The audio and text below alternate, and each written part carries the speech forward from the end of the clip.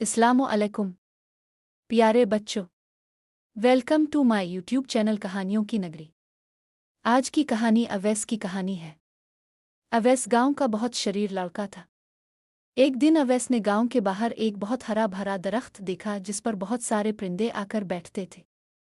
इसे शरारत सूझी, वो इस दरख्त के पत्ते नोच नोच कर फेंकने लगा।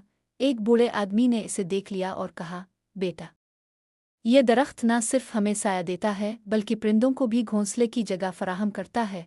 इसे नुकसान पहुंचाकर तुम न सिर्फ दरख्त बल्कि बहुत सारे मासूम परिंदों को भी दुख पहुंचा रहे हो। बूढ़े आदमी ने अवैस को इतने प्यार से समझाया कि वो शर्मिंदा हो गया। इसे एहसास हुआ कि इसकी शरारत से कितना खतरनाक असर पड़ेगा। इसके बाद अवैस ने कभी किसी दरख्त या जानवर को नुकसान नहीं पहुंचाया। वक्त गुजरने के साथ अवैस बड़ा हुआ और उसने अपने गांव में एक खूबसूरत बाग लगाने का फैसला किया जहां तमाम परिंदे और जानवर आज़ादी से रह सकते थे। इस बाग की वजह से गांव के लोगों की जिंदगियों में भी खुशियां आईं। अवैस ने अपने गांव में न सिर्फ एक खूबसूरत बाग बनाया बल्कि इसने अपने गांव के बच्चों को भी फितरत की हिफाजत के तरीके सिखाए। इन तरीकों पर अमल करने से गांव का माहौल बेहतर हो गया था।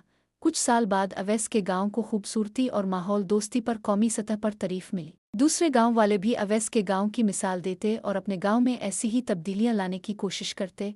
अवैस का बाग अब गांव की सबसे खूबसूरत जगह बन चुका था, जहां बच्चे इस बाग में खेलते, बुजुर्ग धूप में बैठकर चाय पीते और परिंदे आज़ादी से चहचहाते थे।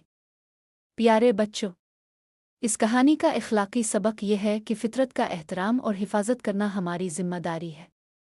छोटी सी शरारत नुकसान से न सिर्फ माहौल को नुकसान पहुंचता है बल्कि बहुत सी मासूम जिंदगियों पर भी मनफी असरात पड़ सकते हैं।